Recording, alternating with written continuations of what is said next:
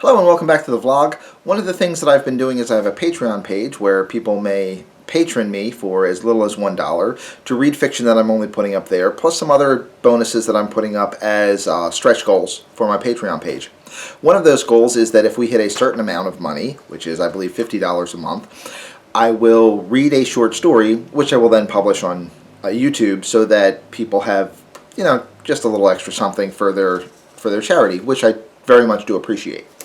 So we took a poll out of all of my patrons, and out of the list, the one that got the most votes were They're Made of Meat by Terry Bisson. It is a piece that is an attempt to examine what's called the Fermi Paradox. The Fermi Paradox is the idea that there are a relatively unlimited number of inhabited planets, yet we have no officialized record of ever being visited by extraterrestrials. This is a paradox, and Enrico Fermi was the one who first postulated it, so it's known as the Fermi Paradox. Bisson wrote a short story which addresses a potential answer to the Fermi Paradox. So we're going to be reading that today. It was a tied vote, so I picked the one that I wanted to read out of the two. If you're interested in voting for what I will be reading after the end of this month, then go to the Patreon page. Backers get to vote. Nobody else does. Also, again, $1. You can read a number of my short stories that I don't publish for anyone but Patreon backers. So, good stuff right there. Plus, you get to make decisions, like life-changing decisions, like what I'm going to read this month. The suggestions for this month will be The Wanderer, using the Jeffrey Hopkins translation, Run Around by Isaac Asimov, Death and What Comes Next by Terry Pratchett, The Happiness Machine by Ray Bradbury, or The Last Day of Work by Douglas Rushkoff.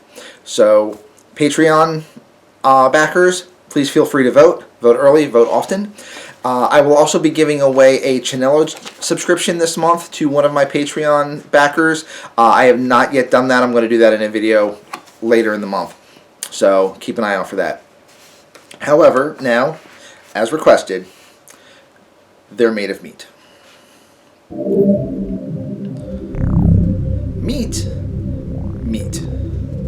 They're made of meat. Meat? There's no doubt about it.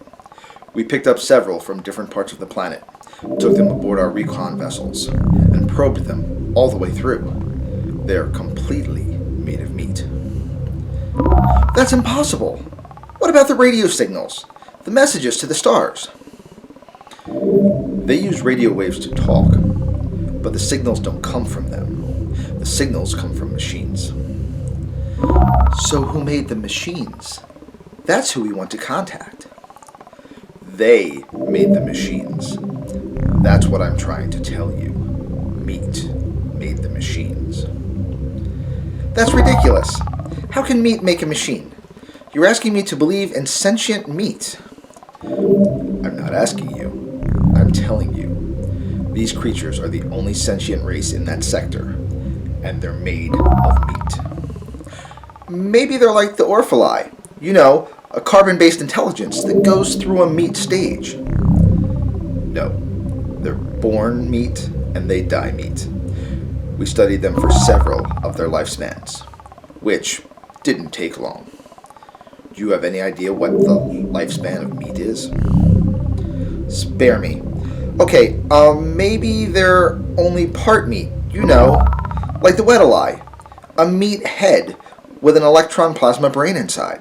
No, we thought of that, since they do have meat heads, like the Weddellai. But I told you, we probed them. They're meat, all the way through. No brain? Oh, there's a brain all right. It's just that the brain is made out of meat. That's what I've been trying to tell you. The brain does the thinking. The meat. Thinking meat? You're asking me to believe in thinking meat. Yes, thinking meat. Conscious meat. Loving meat. Dreaming meat. The meat is the whole deal. Are you beginning to get the picture, or do I have to start over?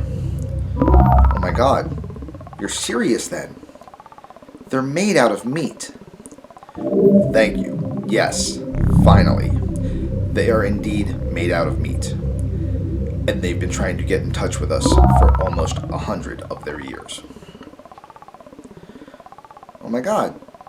So, what does the meat have in mind?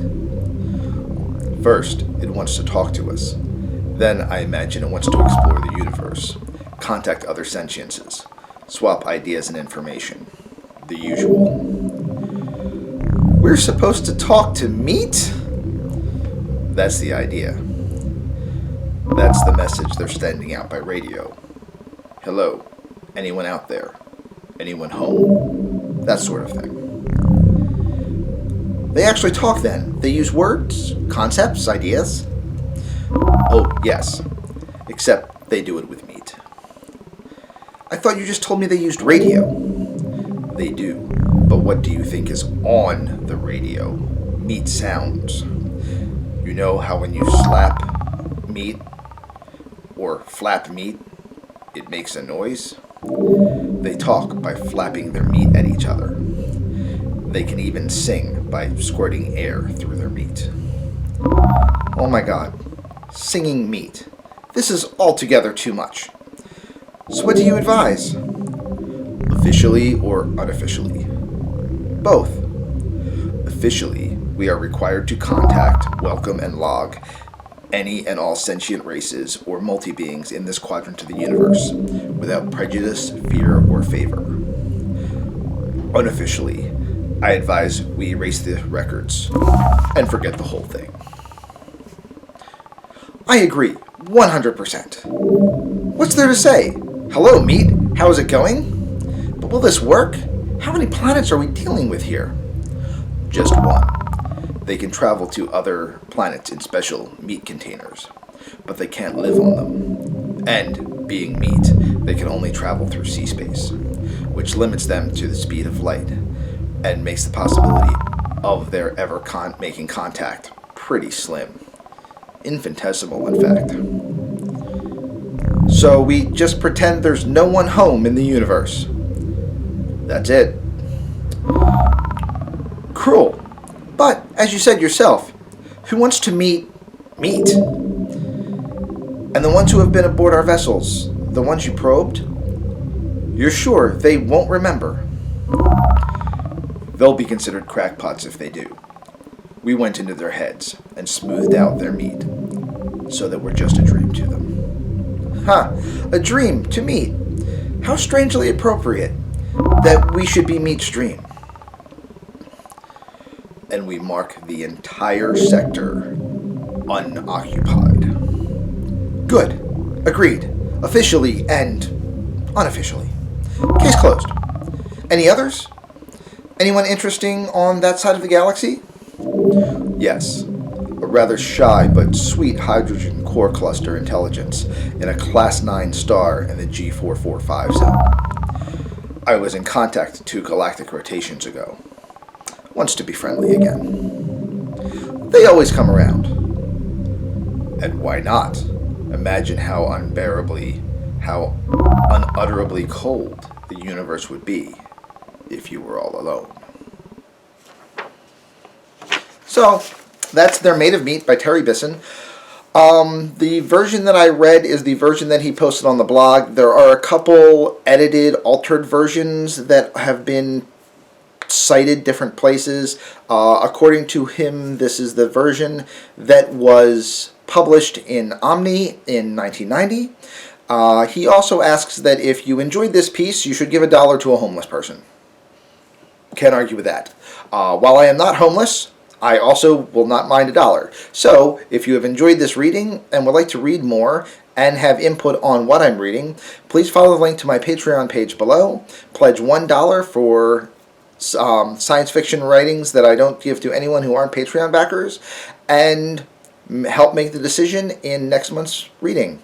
Thank you very much. Hope you've enjoyed it, and have yourselves a good day.